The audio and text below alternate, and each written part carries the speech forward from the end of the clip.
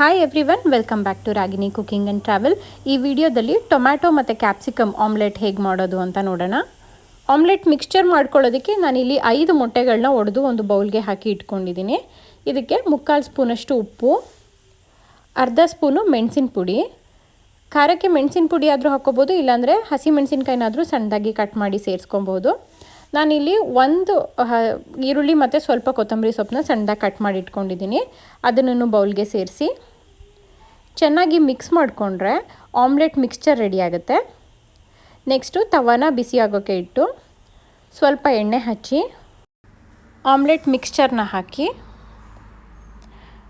Tomato ಮತ್ತು ಕ್ಯಾಪ್ಸಿಕಮ್ನ ಈ ಥರ ಉದ್ದುದಾಗಿ ಹಚ್ಚಿಟ್ಕೊಂಡಿದ್ದೀನಿ. ಇದನ್ನು ಆಮ್ಲೆಟ್ ಮೇಲೆ ಇಡಬೇಕು. ನನ್ನ ಮಗಳಿಗೆ ಇದು ಪಿಜ್ಜಾ ಅಂತ ಅನಿಸುತ್ತೆ. ಈ ಥರ ಮಾಡಿಕೊಟ್ರೆ ಅವಳು ಪಿಜ್ಜಾ ಆಮ್ಲೆಟ್ ಅಂತ ತುಂಬ ಇಷ್ಟಪಟ್ಕೊಂಡು ತಿಂತಾಳೆ. ಇದಕ್ಕೆ ನಾವು ಬೇಕಂದರೆ ಪಿಜ್ಜಾಗೆ ಟಾಪಿಂಗ್ಸ್ ಆ್ಯಡ್ ಮಾಡ್ತೀವಲ್ಲ, ಬ್ಲ್ಯಾಕ್ ಆಲಿವ್ಸು, ಮಶ್ರೂಮ್, ಪನ್ನೀರ್, ಅದನ್ನು ಎಲ್ಲ ಸೇರಿಸ್ಕೊಂಡು ಆಮ್ಲೆಟ್ನ ಮಾಡ್ಕೊಬೋದು. ಡಿಫ್ರೆಂಟಾಗಿ ಇರುತ್ತೆ. ಈ ರೆಸಿಪಿ ವಿಡಿಯೋ ಇಷ್ಟ ಆದರೆ ಲೈಕ್ ಮಾಡಿ, ನನ್ನ ಚಾನಲ್ಗೆ ಸಬ್ಸ್ಕ್ರೈಬ್ ಆಗಿ. ಇದೇ ರೀತಿ ಈಸಿ ರೆಸಿಪೀಸ್ಗೆ ರಾಗಿನಿ ಕುಕಿಂಗ್ ಆ್ಯಂಡ್ ಟ್ರಾವೆಲ್ನ ಫಾಲೋ ಮಾಡಿ. Thank you.